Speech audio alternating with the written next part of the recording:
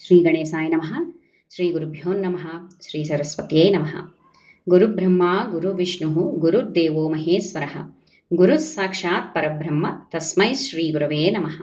సదాశివసమారంభాం వ్యాస శంకర మధ్యమాం అస్మదాచార్య పర్యంతాం వందే గురుపరంపరాం.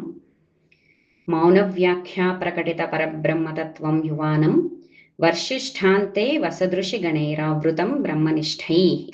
ఆచార్యేంద్రం కరకలిత చిన్ముద్రమానందరూపం స్వాత్మారామం ముదితవదనం దక్షిణామూర్తిమీడే. శృతిస్మృతిపురాణానాం ఆలయం కరుణాలయం నమామి భగవత్పాదశంకరం లోకశంకరం. సకుంకుమ విలేపనాం అల్కచుంబి కస్తూరికాం సమంతహసితేక్షణాం సచరసాపపాశాంకుశాం అశేషజనమోహినీం అరుణమాల్యభూషాం వరాం జపాకుసుమభాసురాం జపవిధౌ స్మరేదంబికాం. శ్రీమాత్రే నమః. 96వ శ్లోకం. కళత్రం వైధాత్రం కతి కతి భజంతే న కవయః శ్రియో దేవ్యాః కో వాన భవతి పతిః కైరపి ధనైః మహాదేవం హిత్వా తవసతి సతీనామచరమే కుచాభ్యామాసంగః కురవకతరోరప్యసులభః. అమ్మా, పతివ్రతలలో మొదటి దానివైన ఓ సతీదేవి బ్రహ్మదేవుని పత్ని అయిన సరస్వతిని ఎందరెందరూ భజించట్లేదు. ఆ ఆరాధకులు పాండిత్య సమృద్ధి కలిగిన వారే వాణీ వల్లభులు అని వ్యవహరింపబడతారు. అలాగే లక్ష్మీదేవి యొక్క సంపదలు పొందిన వారు లక్ష్మీపతులు అని చెప్పబడతారు. కానీ అలా చెప్పుకునే అవకాశం నువ్వు ఎవ్వరికీ ఇవ్వవు. పార్వతీపతి అంటే ఒక్క పరమశివుడే. అది నీ పాతివ్రత్య గరిమ అన్నమాట. మహాదేవునికి తప్ప నీ పూల తోటలోని గోరంట వృక్షానికి కూడా నీ ఆలింగనం లభించదు. ఇది అమ్మవారి పతివ్రత లక్షణాల్లో ఒక లక్షణాల గురించిన ఒక శ్లోకం అన్నమాట. ఇందులో లలితానామాలు ఏంటంటే సదాశివ పతివ్రత, సతీ, శివపర. మళ్ళీ మనం అమ్మవారి చూపులు శ్లోకంలో కనెక్ట్ చేసుకుంటే శివే శృంగారాద్ర అని చెప్తారు కదా.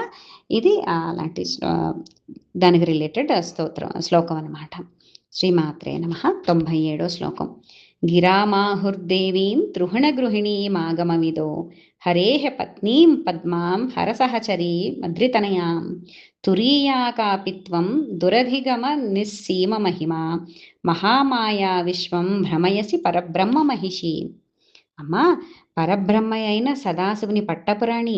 శాస్త్రవేత్తలు ఏం చేశారట, నిన్ను బ్రహ్మపత్నివైన వాగ్దేవిగా, అలాగే హరిపత్ని అయిన లక్ష్మిగా, హరుని సహచరమైన పార్వతిగా చెప్పుచున్నారు. కానీ ఈ నీవి తురీయ స్వరూపిణిగా మనం కనకధారలో చెప్పుకున్నాం కదా. గీర్దేవతేతి గరుడధ్వజ సుందరీతి శాకంభరీతి శశిశేఖర వల్లభేతి అని చెప్పి అమ్మలగన్నయమ్మ ముగురమ్మల మూలపుటమ్మ అని చెప్పుకున్నాం కదా. అలాగా తురీయ స్వరూపిణిగా, అనిర్వచనీయమైన అంతుపట్టని హద్దులేని మహిమగల మహామాయగా ఈ విశ్వాన్ని భ్రమింపచేస్తున్నావు. అంటే సృష్టి స్థితి లయలకు అతీతమైన పరబ్రహ్మ యొక్క మహామాయాశక్తివమ్మ నువ్వు అని చెప్తున్నారనమాట. అలాగా ఈ శ్లోకం మనకి మళ్ళీ ఒకసారి కనకధార దగ్గర తీసుకెళ్ళిపోతుంది. అలాగే కనకధారలో మీరు గీర్దేవదేతి చదువుకున్నప్పుడు ఈ శ్లోకం మనకి గుర్తుకు రావాలన్నమాట. ముగురమ్మల మూలపటమ్మ చాలా పెద్దమ్మ అమ్మవారు. ఇందులో కూడా మనకి లలితానామాలు ఏంటంటే మహామాయ, విశ్వభ్రమణకారిణి, నిస్సీమ మహిమ, దేశకాల పరిచ్ఛిన్న. శ్రీమాత్రే నమః. 98వ శ్లోకం.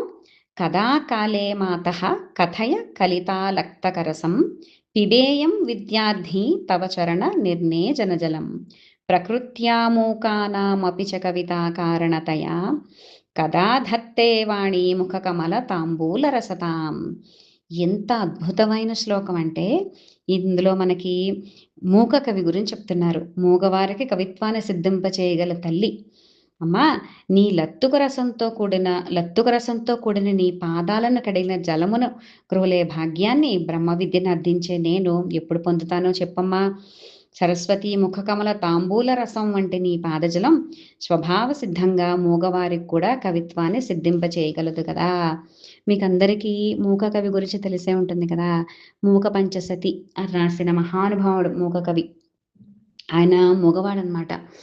అయితే ఆయన ఒక శ్రీ విద్యా ఆరాధకుడితో పాటు కూర్చుని ఉంటారట. ఆయన అమ్మవారి గురించి ఎన్నో మంచి మంచి అవి రాసి సాధన చేస్తే అమ్మవారు వస్తుంది, తాంబూలం వేసుకుంటుంది. సదాశివ పతివ్రత లక్షణం కదా ఆవిడ, సదాశివ పతివ్రత. ఆ తాంబూలం వేసుకుంటూ వస్తుందన్నమాట ఆవిడ. వస్తే ఈయన ప్రార్థించారు కదా, ఈయన పక్కనే ఈ మూకకవి కూర్చుని ఉంటారట. అయితే అమ్మవారు అతను నోరు తెరవమని తాంబూలం తన నోట్లోంచి తీసి ఆ తాంబూల పిడచ నోట్లో వేయడానికి అతను నోరు తెరవమంటుంట. అబ్బా ఎంగిలి అనుకుంటారట ఆయన. అప్పుడు ఈ మూక కవి టక్కుమని నోరు తెరుస్తారు. తన నోట్లో తాంబూల పిడచ వేస్తుందనమాట అమ్మవారు. అప్పుడు ఆయన మూక పంచసతి అని ఒక 500, అందులో 100 శ్లోకాల కళ్ళ మీద, 100 శ్లోకాల పాదాల మీద, ఇలాగా 500 శ్లోకాలు మూక కవి చెప్తారనమాట. మూక పంచసతి అంటారు. చాలా చాలా అద్భుతంగా ఉంటుంది. అమ్మవారు ఎప్పుడైనా కరుణిస్తే ఆవిడ ఆజ్ఞగా ఈసారి మూక పంచసతి చదువుకుందాం. శ్రీమాత్రే నమః. సర్వమంగళమాంగళ్యే శివే సర్వార్థసాధికే శరణ్యే త్రయంబకే గౌరీ నారాయణి నమోస్తుతే. మంత్రహీనం క్రియాహీనం భక్తిహీనం మహేశ్వరి యత్పూజితం మయా దేవి పరిపూర్ణం తదస్తుతే. సర్వే భవంతు సుఖినః సర్వే సంతు నిరామయాః సర్వే భద్రాణి పశ్యంతు మా కశ్చిత్ దుఃఖభాగ్ భవేత్. ఓం శాంతి శాంతి శాంతి. శ్రీమాత్రే నమః. సర్వం శ్రీమాతా చరణారవిందార్పణమస్తు. స్వస్తి.